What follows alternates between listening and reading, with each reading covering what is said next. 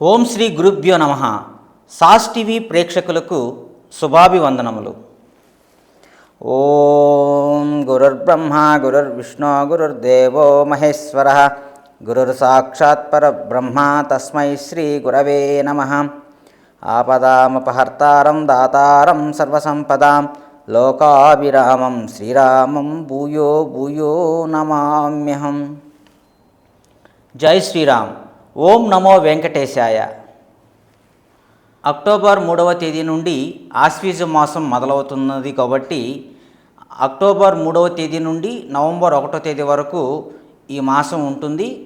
ఈ ఆశ్వీజ మాసంలో ద్వాదశ రాశులకు మాస ఫలములు ఎలా ఉండబోతున్నాయో సూచనప్రాయముగా ఒకసారి పరిశీలన చేసుకుందాం. ముందుగా పంచాంగ వివరములు. స్వస్తిశ్రీ క్రోధినామ సంవత్సరం దక్షిణాయనం శరదృతువు ఆశ్వీజ మాసము శుక్లపాడ్యమి హస్త నక్షత్రము ఐంద్ర యోగము కింస్తుగ్న కరణము గురువారముతో ఈ మాసం మొదలవుతున్నది.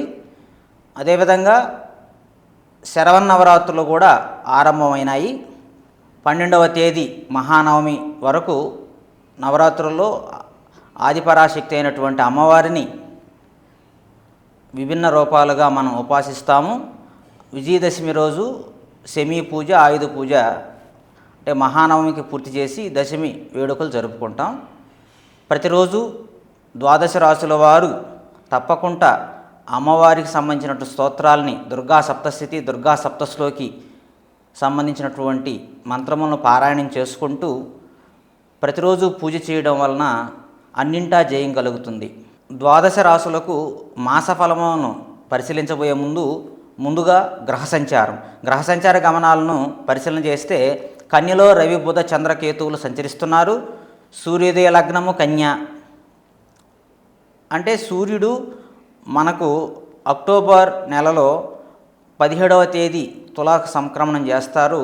అంటే 16వ తేదీ వరకు సూర్యోదయ లగ్నం కన్య అయితే మిగిలిన మాసం అంతా అంటే మాసంలో ఆ ఉత్తరార్ధం అంతా సూర్యోదయ లగ్నం తుల అవుతుంది. ఇప్పుడు తులలో శుక్రుడు, కుంభంలో శని వక్రగతిలో సంచరిస్తున్నారు. మీనంలో రాహువు, వృషభంలో గురువు, మిథునంలో కుజుడు సంచరిస్తున్నారు. ఈ మాసంలో జరగబోయేటువంటి ముఖ్యమైన గ్రహగతులను చూస్తే 9వ తేదీ అంటే అక్టోబర్ 9వ తేదీ మధ్యాహ్నం 12:35 నుండి గురుగ్రహము వక్రగతిలో ఉంటుంది. అది ఫిబ్రవరి 2025 వరకు ఉంటుంది. ఫిబ్రవరి 4వ తేదీ 2025 వరకు వక్రగతిలో ఉంటుంది. గురువు వక్రగతిలో ఉన్నప్పుడు శుభకార్యములు, గృహప్రవేశాది కార్యక్రమాలు, శంకుస్థాపనలు, దేవతా ప్రతిష్టలు ఇవన్నీ చేయరు. అదేవిధంగా వివాహాలకి ఇది శుభ సమయం కాదు. అదేవిధంగా గమనించదగ్గ సూచన గురువు వక్రగతి గురించి. అదేవిధంగా బుధగ్రహము అక్టోబర్ 11వ తేదీ తులారాశికి సంక్రమిస్తారు. 13వ తేదీ శుక్రుడు వృశ్చిక రాశిలోకి సంక్రమణం చేస్తారు.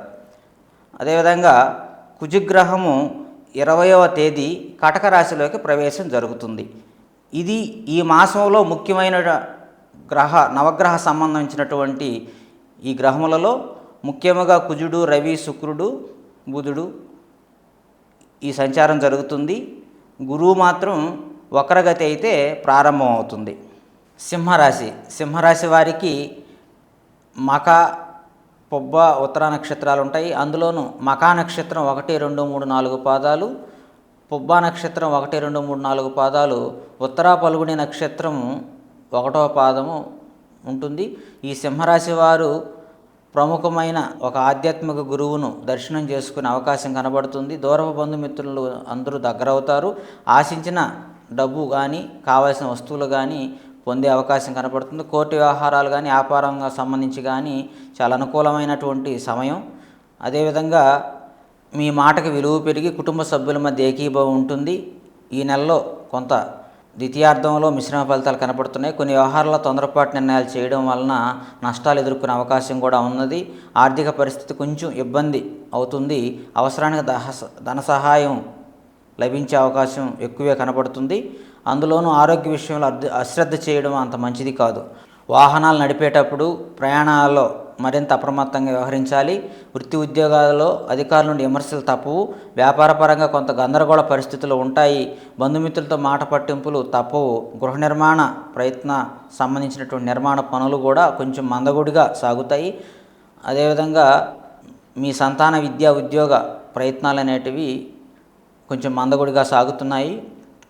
మాసం చివరి నుండి మిత్రుల నుండి అరుదైన ఆహ్వానాలు అందుతాయి. ఆకస్మిక ధనప్రాప్తి కలుగుతుంది.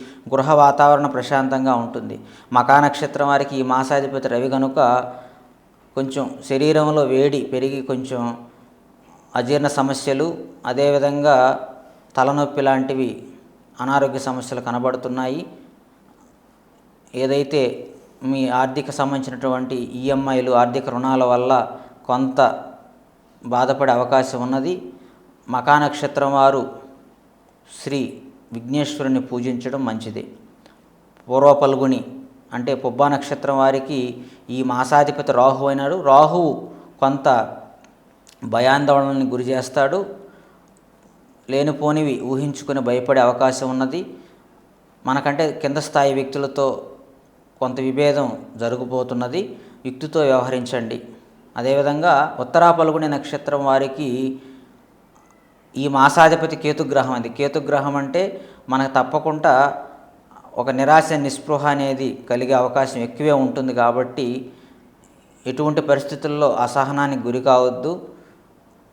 ఓర్పుతో యుక్తితో వ్యవహరించడం వలన అన్నింటా జయం జరుగుతుంది. మొత్తం మీద ఈ సింహరాశి వారికి దశమంలో ఉన్నటువంటి గురువు ప్రతికూల పరిస్థితులు ఇస్తున్నారు కాబట్టి తప్పకుండా శ్రీ దక్షిణామూర్తి స్తోత్రాన్ని పారాయణం చేసుకోవడం, అదేవిధంగా ఈ దేవీ నవరాత్రుల్లో అమ్మవారికి అంటే అష్టమంలో రాహు సంచారం జరుగుతుంది కాబట్టి దేవీ నవరాత్రుల్లో ప్రతిరోజు అమ్మవారికి పూజ చేసుకోవడం, ఆమెకి సంబంధించినటువంటి నైవేద్యాలని సమర్పించుకొని పూజ చేయడం ద్వారా అన్నింటా జయం జరుగుతుంది.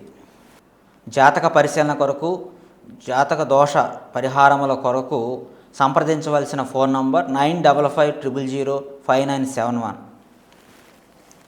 ఓం తత్సత్.